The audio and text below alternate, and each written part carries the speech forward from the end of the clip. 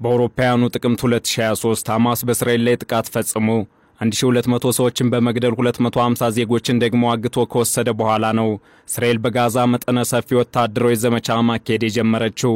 ከዚህ አጸፋ እርምጃ ወዲህ 51000 ፍልስጤማውያን ሕይወት ተቀጥፏል። አሁንም ቢሆን ጦርነቱ በመቀጠሉ ንጹሃን እየተገደሉ ይገኛል። በተለይም እስራኤል በቅርቡ ያቀረበችው 10 ታጋቾችን ለማስለቀቅ ለ45 ቀናት የሚቆይ የተኩስ አቁም ስምምነት ሐማስ አልቀበለውም ማለቱን ተከትሎ የእስራኤል የገንዘብ ሚኒስትር ቤዛሌዝ ስሞትሪች በሐማስ ላይ የገሃነም በሮች የሚከፈቱበት ጊዜው አሁን ነው ሲሉ ዝተዋል። ይህም አንዳች መፍትሄ እንደሚኖር ተስፋን ያደረጉ ዜጎች ዛቻቸውን በተግባር ለመግለጥ ለማያመነቱ ታውዳሚ የእስራኤል ኃይሎች ሰለባ በመሆን በሰቆቃ ላይ ሰቆቃን እያከታተሉ መከራ መሸከምን በከበዳቸው ፍልስጤማውያን ላይ ስጋትን ደቅኗል። በጋዛ የሚገኙ አብዛኞቹ ዜጎች ሕፃናት፣ ሴቶችና አቅመ ደካማ ወንዶች ናቸው ያለው የተባበሩት መንግስታት ድርጅት የፍልስጤም ስደተኞች ድርጅትም መጪው ጊዜ ያሳስቦኛል፣ አስቸኳይ መፍትሄ ያስፈልገኛል ሲል አሳስቧል። ይህንንና ተያያዥ ጉዳዮችን ባለም አቀፍ ትንታኔያችን እንመለከተዋለን። አበረ ስሜን ነኝ። በቅርቡ የእስራኤል መንግስት መገናኛ ብዙሃን ድርጅት ባሳተመው ጥናት መሰረት 56 በመቶ የእስራኤል ህዝብ በጋዛ ጦርነት እንዲያበቃና በሐማስ የተያዙ ምርኮኞች እንዲሁም በእስራኤል የተያዙ የፍልስጤም እስረኞች እንዲፈቱ የሚያስችል ስምምነትን ይደግፋል። 22 በመቶ የእስራኤል ህዝብ ደግሞ ያለውን ስምምነት ይቃወማል ሲልም አትቷል። የእስራኤል ቀኝ አክራሪ የሆኑት የገንዘብ ሚኒስቴር በበኩላቸው በጋዛ ታግተው የሚገኙ ቀሪ እስራኤላውያን ማስፈታት የመንግስት ቀዳሚ ጉዳይ እንዳልሆነም ተናግረዋል። ቤዛሌዝ ስሞትሪች ምርኮኞችን መመለስ በጣም አስፈላጊ ግብ አይደለም፣ ሆኖም መንግስት በፍልስጤም ግዛት ላይ እያደረሰ ያለውን አውዳሚ ወታደራዊ ጥቃት በማስቀጠል ላይ ያተኩሯልም ብለዋል። ይህ ደግሞ በታጋሽ ቤተሰቦች ዘንድ ቁጣን ፈጥሯል። በተለይም የስሞትሪች አስተያየት የእስራኤላውያን ምርኮኞች ቤተሰብ አባላትን በሚወክሉ የዘመቻ ቡድን ዘንድ ውግዘትም ገጥሞታል። ሐማስ እስራኤል ጦርነቱን በዘላቂነት ለማቆም ከተስማማች ቀሪዎቹን 59 ምርኮኞች በሙሉ እንፈታለንም ብሏል። ነገር ግን ትጥቅ ለመፍታት ፈቃደኛ አልሆነም። በጦርነቱ መካከል የቀኝ አክራሪ እስራኤል ሚኒስትሮች መንግስት በጋዛ ላይ የሚደርሰውን ጥቃት የበለጠ እንዲያጠናክር አሳስበዋል። ስሞትሪችም ቢሆኑ ባለፈው ሳምንት ወታደራዊውን የገሃነም በሮች ክፈቱና ፍልስጤማውያንን ከጋዛ አባሩ የሚል ጥሪም አቅርበዋል። ባለፈው ሳምንት የተሰበሰበው የህዝብ አስተያየት እንደሚያሳየው ወደ 2/3 የሚጠጉት እስራኤላውያን ከስር እንዲፈቱ ጦርነቱንም ማስቆም የሚያስችል መደራደርን ይደግፋሉ። ወዲህ ደግሞ የእስራኤል የገንዘብ ሚኒስትር ቤዛሌዝ ስሞትሪች በሐማስ ላይ የገሃነም በሮች የሚከፈቱበት ጊዜው አሁን ነው ሲሉ ዝተዋል። የዛቻ የተሰማውም ሐማስ እስራኤል ያቀረበችውን የተኩስ አቁም ስምምነት በይፋ ውድቅ ካደረገ በኋላ ነው። ነገር ግን ሐማስ ጦርነቱ እንዲያበቃና ፍልስጤማውያን እስረኞች እንዲፈቱ በምላሹ የተቀሩት እስራኤላውያን ታጋሾች ለመልቀቅ ለመደራደር ዝግጁ ነኝም ብሏል። ለጉዳዩ ምላሽ የሰጡት የሐማስ ዋና ተደራዳሪ ካሊል አልሃያ የኔታንያሁን የፖለቲካ አጀንዳ ማስፈጸሚያ ከፊል ስምምነቶችን አንቀበልም ብለዋል። እስራኤል በቅርቡ ያቀረበችው የተኩስ አቁም ስምምነት 10 ታጋቾችን ለማስለቀቅ ለ45 ቀናት የሚቆይ የተኩስ አቁምን ማድረግ ያካተተ ሲሆን አሁንም 59 እስራኤላውያን ታጋቾች በሐማስ እጅ ይገኛሉ ተብሎም ይታመናል። ከነዚህም መካከል 24 የሚሆኑት እስራኤላውያን ታጋቾች በሕይወት እንዳሉም ይታመናል።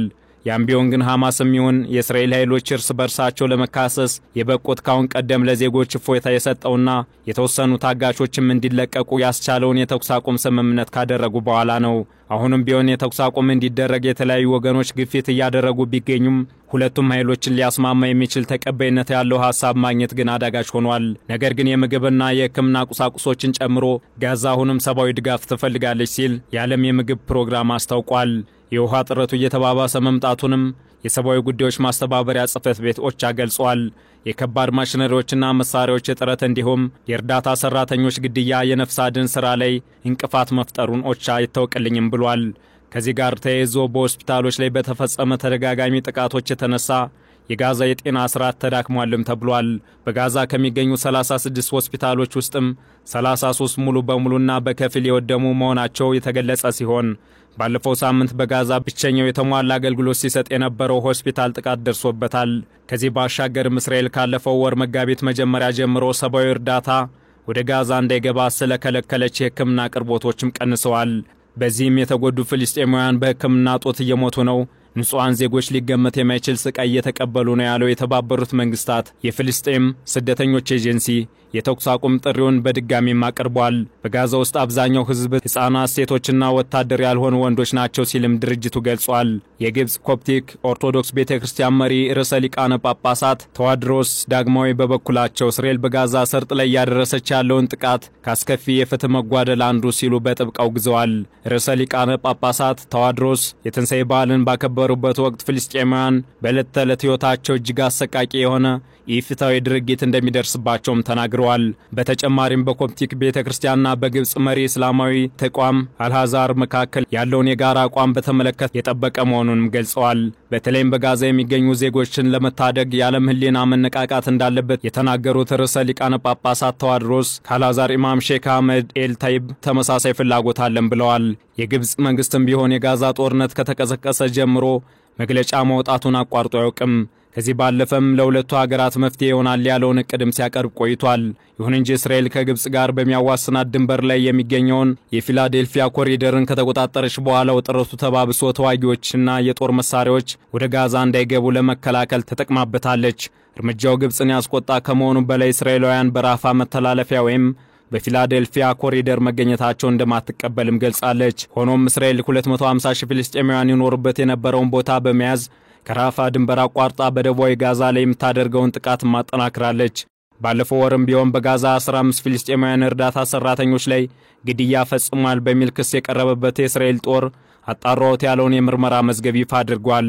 በዚህም የዓለም አቀፉን ማህበረሰብ ቁጣ የቀሰቀሰ ጥቃት በመፈጸም የሥነ ምግባር ደንቡን እንዳልጣሰ ገልጿል።